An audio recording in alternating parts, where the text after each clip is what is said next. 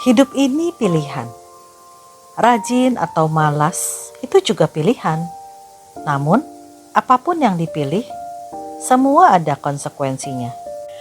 Hukum pertama Newton tentang gerak menyatakan bahwa sebuah benda yang bergerak memiliki kecenderungan untuk tetap bergerak, sementara sebuah benda yang diam memiliki kecenderungan untuk tetap diam.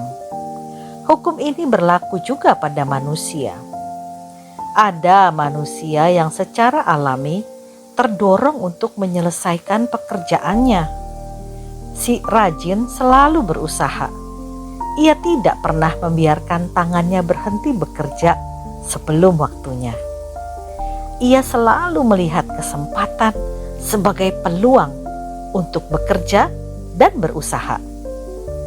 Ada manusia yang selalu bersikap acuh tak acuh dan membutuhkan motivasi untuk mengatasi kemalasannya. Si pemalas kerjanya hanya berhayal, seperti orang yang menunggu durian runtuh tanpa usaha. Semakin lama, ia akan semakin malas. Amsal 26 ayat 16 mengingatkan, si pemalas menganggap dirinya lebih bijak daripada 7 orang yang menjawab dengan bijaksana.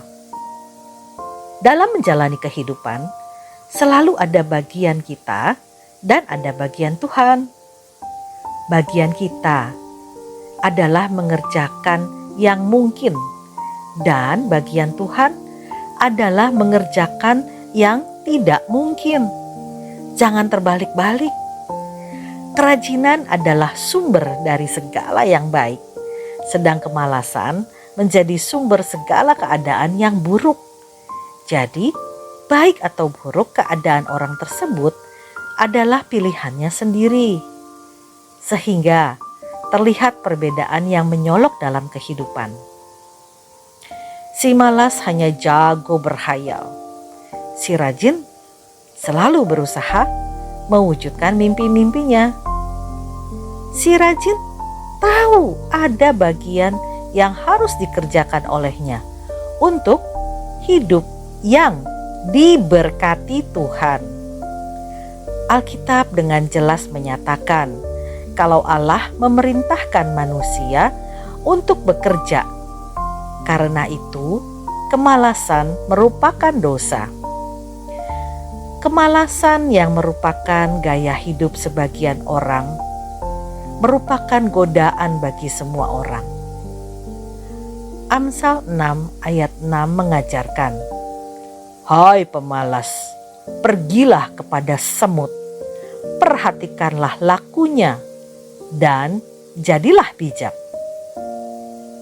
Alkitab banyak menyoroti soal kemalasan. Kitab Amsal banyak memberi hikmat terkait soal kemalasan dan sekaligus peringatan kepada orang malas. Si pemalas yang biasanya benci bekerja dan lebih menyukai tidur.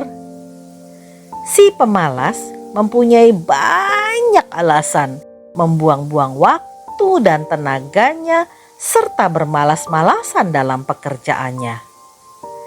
Si pemalas percaya kalau ia adalah orang bijaksana, padahal sebenarnya adalah orang yang bodoh. Kitab Amsal juga menyatakan akibat dari hidup bermalas-malasan, si pemalas akan menjadi hamba karena akan menjadi orang yang banyak hutang. Masa depan seorang pemalas suram dan si pemalas akan menjadi miskin. Tidak ada tempat bagi kemalasan dalam kehidupan kita sebagai orang Kristen. Saudara, ingatlah, apapun juga yang kamu perbuat, perbuatlah dengan segenap hatimu, seperti untuk Tuhan dan bukan untuk manusia. Kolose 3 ayat 23. Pilihlah menjadi orang yang rajin, maka kita dan keluarga kita tidak akan kekurangan, apalagi kelaparan.